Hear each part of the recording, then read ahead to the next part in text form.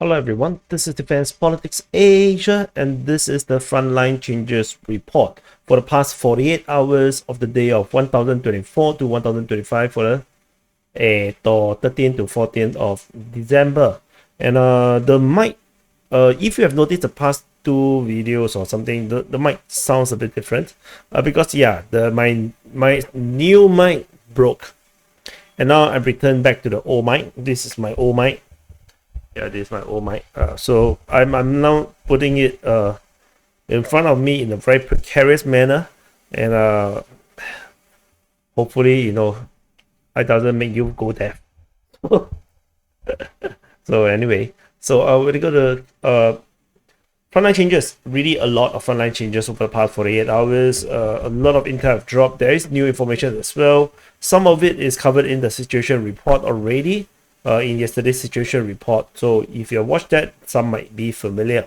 So we're going to start off with the Kursk front first. At the Kursk front, Russian forces have been geolocated just off Kurilovka.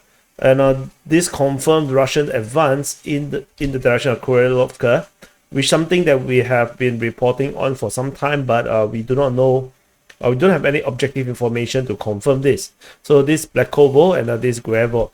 So if you zoom in, so the Russian forces basically, I believe, if they are here, they are actually going along the northern bank of the Svel River, and they are heading towards Kurilovka.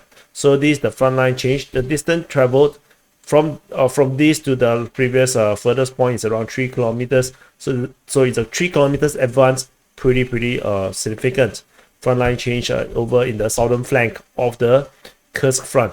So we move to the next frontline change is over at Voreshna. So at the Voreshna front, there is significant update. Russian forces have entered into the southern districts of Voreshna. So this, according to the Ukrainian mapping by Deep State UA, the Russian forces have entered into the southern district, and this means that we are witnessing the beginning of the Battle of Voreshna. So very significant frontline change in this sense. If I zoom out a bit, you can see this Voreshna and the Russians have basically entered into the city itself, and this marks a major development. The first major settlement or city that is attacked over on the western bank of the Seversky Donetsk River. So Ukrainians have been holding Voreshna for some time. There was always this flirting or hints that the Russians may attack Voreshna, but it never turned out to be true. This is the first time we're actually seeing this actually happen. The distance traveled from the north to the south along the road is around 1.27 kilometers. So very significant update regarding the situation of Voreshna. After Voreshna, the next frontline change is further south at Kolesnikivka. So the Ukrainians have claimed that they have successfully launched a counter-offensive operation in the Pishchane front towards Kolesnikivka, managed to recapture the entire forest on the west of Kolesnikivka. They have also claimed to have taken part of the northern part of Kolesnikivka. So this is a major update for the Ukrainians. The total area captured is 3.32 square kilometers. So this is pretty significant.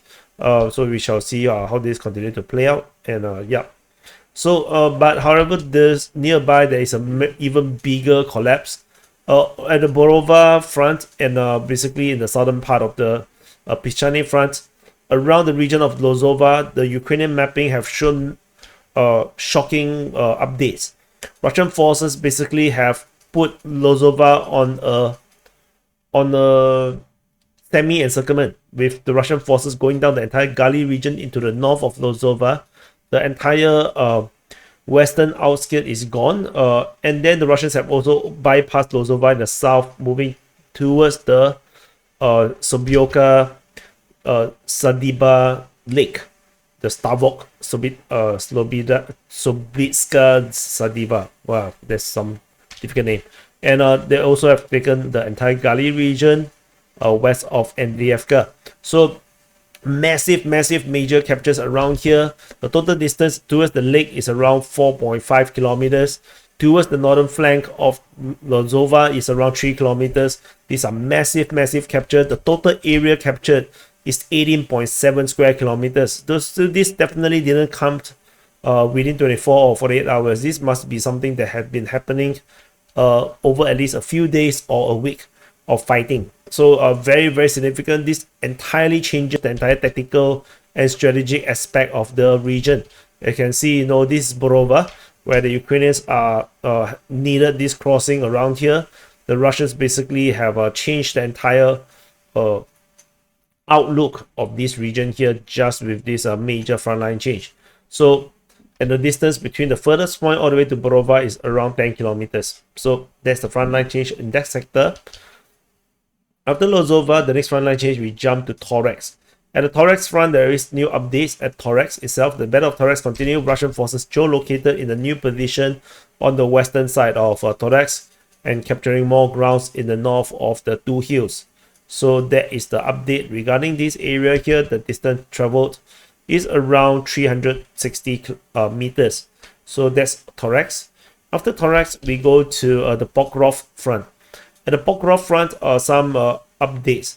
So at the Minokrad sector, Russian forces at the MKK region, Krytia, Krasnaya, Mykolaiv, or the other way around, MKK region, Russian forces geolocated in a new position, confirming capture and securing of the fortifications and tree line west of Krasnaya. So this is one update regarding Krasnaya. And so after Krasnaya, this region here, those that have followed closely with DPA, you would know that these have changed hands quite a number of times between the Russians and the Ukrainians. Over in the Shevchenko region in the Pokrovsk sector, and including Novotroysk, Russian forces have expanded control around Shevchenko. Over the entire eastern part have collapsed and taken by the Russian side. Originally, the western part also happened the same. However, the Ukrainians actually counterattacked. Over the past 24 hours have retaken the position on the western part of Shevchenko. Russian forces got pushed back in this region here. So this was exclusively, reported. Not exclusively, but, it is exclusively reported by Deep State UA, the pro-Ukrainian source, talking specifically about this.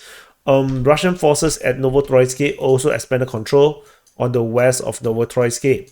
So totally securing the settlement of Novotroysk. So that is the update over in this Pokrovsk sector. After Novotroysk, the next frontline change is over at Pishchane, with Russian forces taking another 2 tree lines over in the Pishchane region. The total front line in this distance is around 3.5 kilometers. Total distance traveled forward is around 700 meters. So that's all from the Pishchane region. After Pishchane, the next frontline change is over in Kurakhove. At the Battle of Kurakhove, Russian forces have expanded control. They have now taken more than around half of Kurakhove and all of the high-rise buildings. So as I mentioned before, high-rise buildings as major fortifications or citadel or fortress no longer work in today's Ukraine war because of the advent of heavy airstrikes. Because previously airstrikes was not really doable due to the presence of air defense systems. Now the air defense systems is really non-existent. So holding up in buildings is just waiting to die. So the Russians also have a lot of weaponry that can destroy heavy fortifications nowadays. So holding up in in major buildings don't usually work nowadays. So Russian forces attack through the industrial zone, taking all of the high-rise building area. Based on Russian claims, they have also taken the entire southern district of Pivdeni, which is part of the Kurakhove city. So this is some major advancement. The furthest distance traveled is around 1.16 kilometers in terms of the battles within Kurakhove. So then we move on away from Kurakhove. Over in this Uspenivka region, the entire region here has collapsed. The entire salient, the Uspenivka salient, is now almost history. So Russian forces confirmed capture is around like this. This is the confirmed line. So this is the confirmed front line right now. where the Russian forces have taken multiple villages and towns, including Romanivka. Ilinka is confirmed. Hanivka is allegedly captured. Zeleny is taken. Yelizavetivka is also taken by the Russian forces. Trudove, the eastern outskirt of the Trudove is fully secured. Based on Russian claims, they have taken Hanivka as well, and the entire salient between Hanivka and Uspenivka is also allegedly taken by the Russians. So the Russians also secured the north of Uspenivka. So all these massive salient is now gone. Russian forces also made some advance over at Konstantinopolsk, and the total distance from the Russian claim all the way to the furthest point is around 6.85 kilometers. The entire region here is now under Russian control. There is no reason to believe the Ukrainians is able to hold this region here. So this area here is still claimed by the Ukrainians, but honestly, I don't think they are able to hold this position. Clearly, this area is gone. This is just not possible. And though this is a tic-tac-toe, and yeah, X win. And this area here is also undefendable. The Russians could potentially just close off the retreat route in the flanking movement towards the bridge at Uspenivka. So the entire salient here, based on the Russian mapping, is most likely true. That the Russian claims that the front line now is here, I think is most likely the case. So that's this region.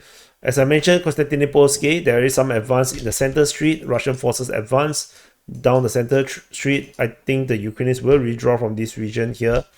And the next frontline change is over at Sukhiyali. Similar situation, just that this one is over on the eastern district of this small little town. So that's all from Sukhiyali. And then we go into the Velyka Novosilka sector. And over at Novi Koma, this is the latest information from the Ukrainian side. Russian forces allegedly have entered back into Novi Koma, according to the Ukrainian sources. So the Russians have taken the southern part of Novi Koma, and the distance it's not particularly new, because the Russian claim still remains to be there. The distance travel is around 1 kilometers. And over in this Makarivka Starizove region, Russian forces have expanded control, taking all of the eastern bank of this Mokriali River. On the western part of Makarivka and Starizove, Russian forces have captured and expand their control of the region with massive capture in these areas here. As this advancement is significant strategically, because this allows the Russians to go down this tree line and have fire control over the road from that's leading Starizove all the way towards the north, which is what's the place? Nekushny. So with this advance, this one little move, this flanking movement in the north, Makarivka and Starizove can be operationally encircled. Not to mention the Russians actually have Blagohodane. They could potentially also have fire control from this direction, from the eastern part as well. So I don't think Starizove and Makarivka can be held now, because this is now essentially a salient. The Ukrainians are stuck in this area here. So bad news. So and then after the Velyka Novosilka region, there's one last frontline change, I believe. Oh no, that's the end. That's all we have. So that's all the frontline changes. Oh no, I forgot to remove this area. I may have blocked some of my drawings of some of my arrows. Let me see. I'm not sure. Did I block anything? I may have. Yeah, I do not know. So if I did block anything, yeah, tough luck. So anyway, let's count the total area captured. The Ukrainians captured 3.98 kilometers, with the most significant is the forest over at the Pishchane front at Kolonivka. This area here, that is the most significant. And so let's count the Russians. The Russians' biggest capture is the collapse of the Uspenivka salient. This collapse here is 33 0.62 square kilometers. So this is the biggest capture. The next biggest capture is the massive collapse over in the Lozova region. This itself is 18.7 square kilometers. So let's do some mathematics. And where's my calculator? So put in so let's do some calculation. So whoops, my mic. 3.97 plus 0.898 plus 18.7 plus 0.2 plus 1.76 plus 0.6 plus 33.62 plus 6.38. Yeah, I think this is correct. So the total area captured by the Russian forces is 65.81 square kilometers. So that's it. So thank you for watching. Press the like button, subscribe. And I did not notice, but if any of the drawings or mapping that was covered by this black box, so sorry. I will do better and will remind my SBU minders to tell me that no, yeah, the propaganda is being covered. And see you guys in the next update. Subscribe. Bye guys.